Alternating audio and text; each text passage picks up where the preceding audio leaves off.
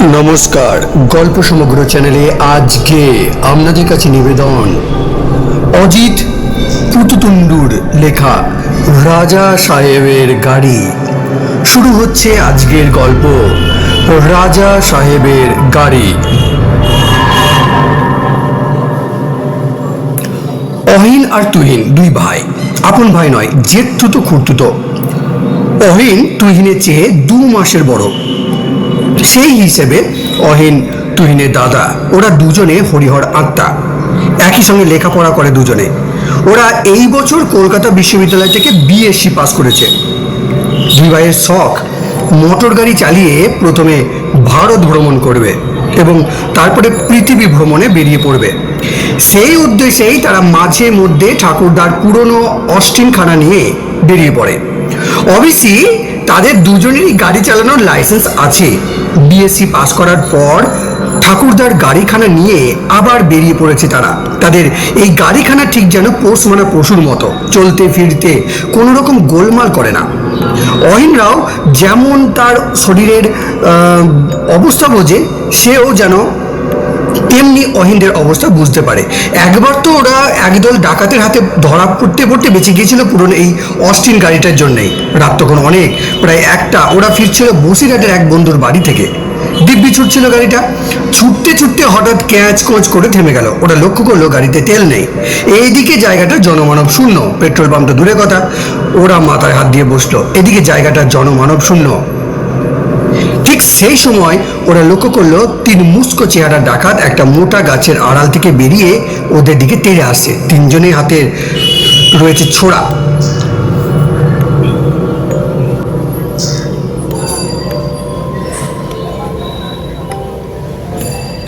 ডাকাতদের দেখে ওরা কিছু না ভেবেই গাড়িতে স্টার্ট দিল।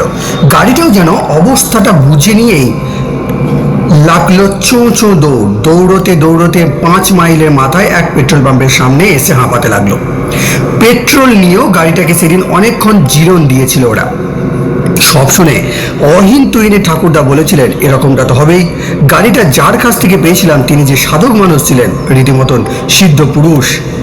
তা সেই সাধকের অস্টিনটাই ওদের রীতিমতন ঝামেলায় ফেলে দিয়েছিল দেওঘর আর ত্রিকুট পাহাড়ের মাঝখানের একটা জায়গাতে।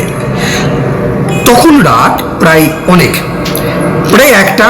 বসিরহাটের সময়টা যা ছিল ঠিক তাই। জায়গাটা একেবারে নির্জন, দূরে বা কাছে কোথাও কোনো লোকের চিহ্ন নেই। এদিকে ঝুপঝুপ বৃষ্টি পড়ছে, চারিদিকে ঘুটঘুটে অন্ধকার। গাড়িটার ইঞ্জিন হঠাৎ বন্ধ হয়ে যেতেই তুহিন স্টিয়ারিং এর হুইল হাত রেখে বলল, অহিন্দা, ব্যাপারটা গোলমালে। বসিরহাটে সেই একই টাইম, 12টা 50। ইঞ্জিন স্টার্ট নিচ্ছে না, কোনো ঝামেলা হবে না তো?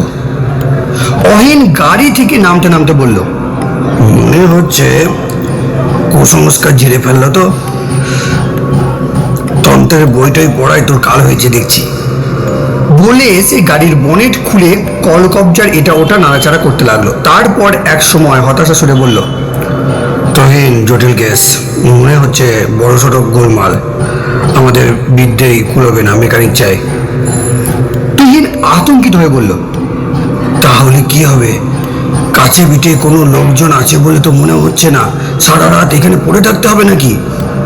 অহিন গাড়ির সিটের ওপর বসে গা মাথা মুছতে মুছতে বলল, এখন একমাত্র ভরসা ঠাকুরদার সেই তন্ত্রসিদ্ধ পুরুষ যার কাছ থেকে ঠাকুরদা এই গাড়িটা পেয়েছিলেন। আমরা একটা টুস্কি দিয়ে বলল, তিনি কে তা অবশ্যই আমাদের জানা নেই। তুহিন সামান্য অসন্তোষে সুরে বলল, ব্যাপারটা ঠাট্টা করে উড়িয়ে দিও না। যাই বলো, বসিরহাটের ঘটনা কিন্তু পুরোপুরি অলৌকিক। তেল ছাড়া গাড়ি চললো, এটা কি তুমি কি ব্যাখ্যা করবো বলো তো? তেল ছাড়া মোটর গাড়ি আর প্রাণীর ঘোড়া তো একই কথা। অহিন হালকা সুরে বলল, তাহলে এক কাজ করো, তুই বরং মনে মনে সেই সিদ্ধ পুরুষকে স্মরণ করে আমাদের উদ্ধারের কথা বলো। অন্তত বল যে কাছে পিঠে কোথাও যেন রাত্রির মতো একটা আশ্রয় যেন পেয়ে যেতে পারি। তুহিন ছোট্ট একটা দীর্ঘশ্বাস ছেড়ে বলল, সত্যি এই মুহূর্তে যদি একটা ভালো বাড়ির খোঁজ পাওয়া যেত, কি মজাই না হতো। সত্যি কথা বলতে কি, আমি মনে মনে একটা সুন্দর বাড়ি দেখতে পাচ্ছি। তুহিনের কথা শেষ হতে না হতে ওরা লক্ষ্য করলো ওই বৃষ্টির মধ্যে নির্জন পথ ধরে কেউ যেন টর্চ জেলে ওদের দিকে এগিয়ে আসছে। লোকটির দিকে তাকিয়ে একটা স্বস্তির নিঃশ্বাস পেলে অহিন বলল, যাক, অন্তত একটা লোকের দেখা পাওয়া গেল, নিশ্চয়ই স্থানীয় কেউ। এর কাছ থেকে কোনো সাহায্য পেয়ে পাওয়া যেতে পারে। মহেন্দ্রের আলোচনার মধ্যেই লোকটি গাড়িটির কাছে চলে এলো। গাড়ির একেবারে গা ঘেঁষে দাঁড়িয়ে জানালার মুখ বাড়ালো। অহিনরা এবার টর্চের আলোয় স্পষ্ট করে লোকটিকে দেখলো।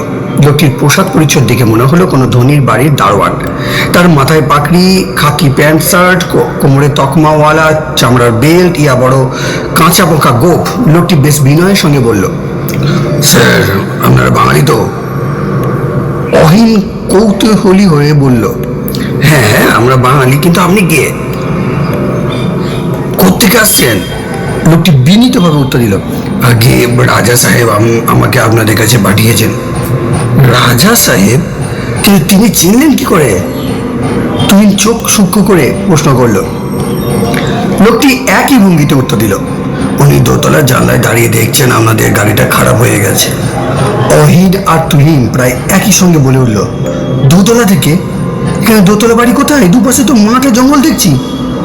লোকটি গোপের ফাঁক দিয়ে অদ্ভুত মুচকি এসে বলল, ওই তো বাড়ি, ওই যে, বলে রাস্তার ধারে একটা গাছের দিকে দেখালো।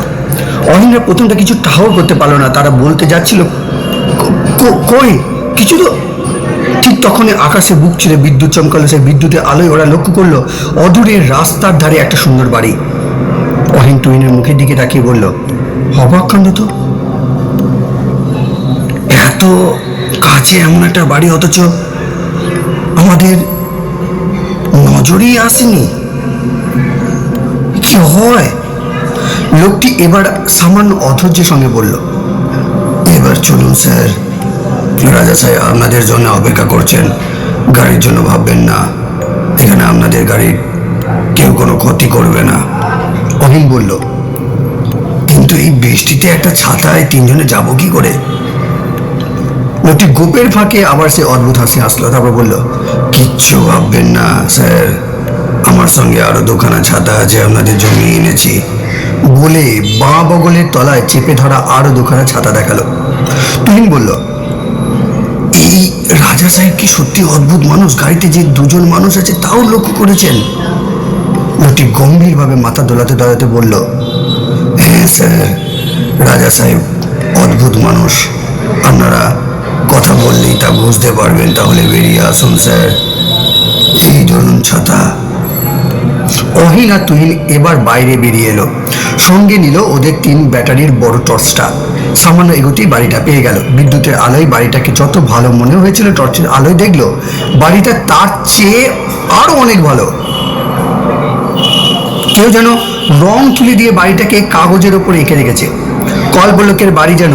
তুহিন অবাক হয়ে বলল, আমি একটু আগে এইরকম একটা বাড়ির কথা ভাবছিলাম। আমার মনের ভিতরে এরকম একটা বাড়ির ছবি ছিল। বাড়ির দরজা খোলাই ছিল। ওরা একটা হল ঘরে এসে দাঁড়ালো। ইংরেজ আমলের দামি আসবাবপত্রে ঘরটা সাজানো, তবে কোনো কিছুই পুরনো বলে মনে হচ্ছে না। মনে হচ্ছে যেন সদ্য কেনা। ঝাড় লন্ঠন থেকে শুরু করে কাজ করা টেবিল সোফা সব। দারোয়ান গোছের লোকটি সোফার দিকে তাকিয়ে বলল, আপনারা বসুন স্যার, রাজা সাহেব এখনই চলে আসবেন। দারোয়ানের কথা শেষ হতে না হতে রাজা সাহেবের আবির্ভাব হলো। আসলে উনি আগেই ভেতরের দিকে দরজায় এসে দাঁড়িয়েছিলেন, কেউ তা লক্ষ্য করেননি। রাজা সাহেবকে চিনিয়ে দেবার প্রয়োজন হলো না। গৌরবনের দীর্ঘদেহী মানুষটি যে রাজা সাহেবই হবেন এটা ওরা ধরেই নিল। রাজা সাহেবের পোশাক কিন্তু রাজা বাহাদুরের মতো নয়। পরনে লাল রঙের সিল্কের লুঙ্গি আর গায়ে লাল রঙের সিল্কের আলখাল্লা। দাড়ি গোপ কামানো, মাথায় চুল ছোট করে ছাঁটা। বয়স 40-42-এর বেশি হবে না। রাজা সাহেব মৃদু হেসে শান্ত অথচ গমগমে গলায় বললেন, আমার নাম হরিপ্রতাপ সিং। লোকে আমাকে ধলভূমগড়ের রাজা বলে জানে। তোমাদের গাড়িটা খারাপ হলো দেখে দারোয়ানকে পাঠিয়েছিলাম। তোমরা অখুশি হওনি তো? অহিন আর তুহিন প্রায় একই সঙ্গে বলে উঠল, অখুশি হব? কি কথা বল? সত্যি কথা বলতে আমরা অভিভূত হয়েছি এত রাত্রে এইভাবে। রাজা সাহেব হেসে বললেন, দাড়ি তো আর কথা হয় না, তোমরা বসো। তোমাদের কিন্তু তুমি বলছি, কিছু মনে করলে না তো?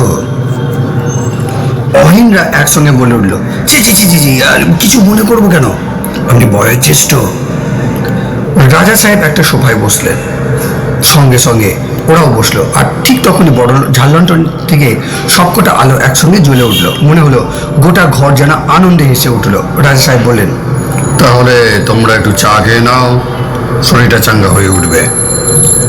অহিনরা বলতে যাচ্ছিল যে চায়ের প্রয়োজন নেই, কিন্তু কথা বলার আগেই ওরা দেখলো রূপোর ট্রের ওপর দুটো সুদর্শন কাপে চা এনে হাজির হয়েছে সেই দারোয়ান।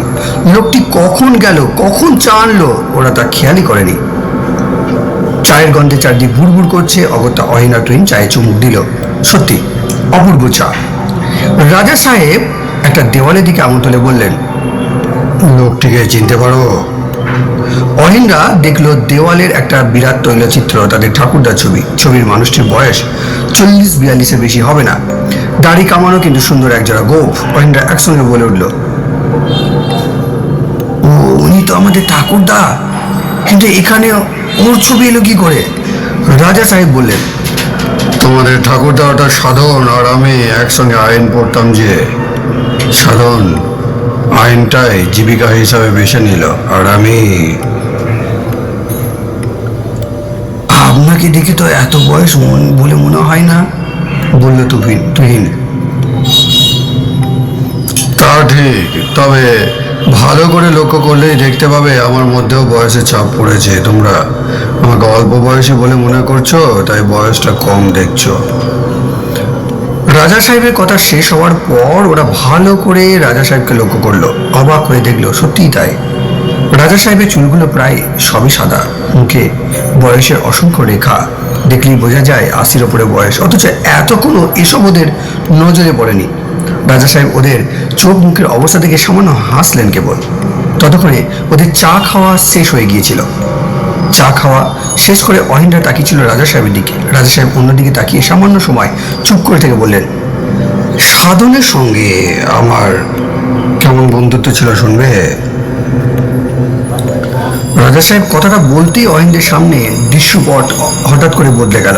সিনেমার পর্দায় যেমন মুহূর্তে দৃশ্যপট বদলে যায়, ঠিক তেমনি দ্রুতভাবে সবকিছু বদলে গেল। অহিনরা দেখলো সুদৃশ্য আসবাবপত্রে সাজানো একটা সুন্দর ঘর। ঘরের মধ্যে কালো রঙের স্যুট পরে দাঁড়িয়ে আছেন ওদের ঠাকুরদা সাধন সরকার। তার বয়স 40-42। সামনে রাজা সাহেব দাঁড়িয়ে, তার বয়সও 40 কোঠায়। রাজা সাহেবের পরনে লাল লুঙ্গি আর লাল আলখাল্লা। ওদের পিছনে দেওয়ালে একটা ক্যালেন্ডার ঝুলছে, তাতে মাস দেখা যাচ্ছে, সেপ্টেম্বর আর সাল 1950। রাজা সাহেব ঠাকুরদাকে বলছেন, না ভাই, মন আর সংসার করতে চাইছে না, থাকতেও চাইছে না সংসারে। মায়ের ডাকে সাড়া না দিয়ে আর পারবো না। আমার ছোট ভাই রইলো, তোমরা রইলে, কারোর কোনো অসুবিধা হবে না। তবে কি জানো, নতুন গাড়ির অস্টিনটা, মানে নতুন যে গাড়িটা অস্টিন, গাড়িটার উপর আমার খুব মায়া আছে। ওটা আমি তোমাকেই দিয়ে যাচ্ছি, দানপত্রে লিখে রেখে দিচ্ছি। গাড়িটাকে ভাই যত্নে রেখো কিন্তু। ওই যে তোমাদের গাড়ি। রাজা সাহেব আঙুল তুলে জানলার বাইরে দেখালেন। অহিনদের সামনে দৃশ্যপট আবার বদলে গেল। ওরা দেখলো একটা বিশাল বাড়ি, লনে ওদের সেই অস্টিন গাড়িটা দাঁড়িয়ে আছে, তবে একেবারে নতুন। রোদ্দুর লেগে ঝকঝক করছে। তুহিন স্থানকাল ভুলে চিৎকার করে উঠল, অহিনদা, ওই যে আমাদের গাড়ি। অহিন গম্ভীরভাবে বলল, তাই তো। অহিনের কথার সঙ্গে সঙ্গে দৃশ্যপট আবার বদলে গেল।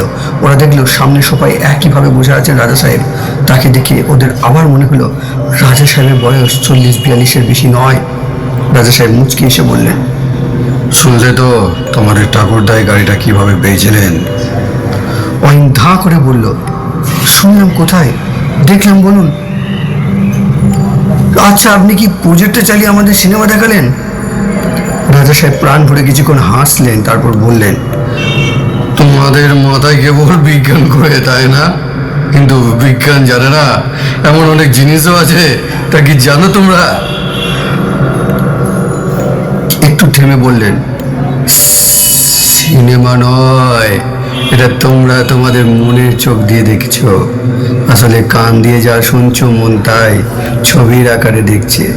সে যাক, আসল কথা বলি, বুঝলে, ওই অস্টিন গাড়িটার ওপর আমার এখনো খুব মায়া আছে। মাঝে মাঝেই ওটাকে আমার দেখতে ইচ্ছা করে। তোমাদেরও তাই বলি, ওকে খুব যত্নে রেখো। আমি বলছি, তোমরা ওই গাড়ি নিশ্চয়ই পৃথিবী ভ্রমণে বের করতে পারবে। শরীর মন সুস্থ রেখে চেষ্টা চালিয়ে যাও। শেষ হলো আজকের প্রথম পর্ব। গল্পটি আপনাদের কেমন লাগলো অতি অবশ্যই এবং কমেন্ট করে জানাবেন, এবং পরবর্তী পর্বের জন্য অপেক্ষা করুন।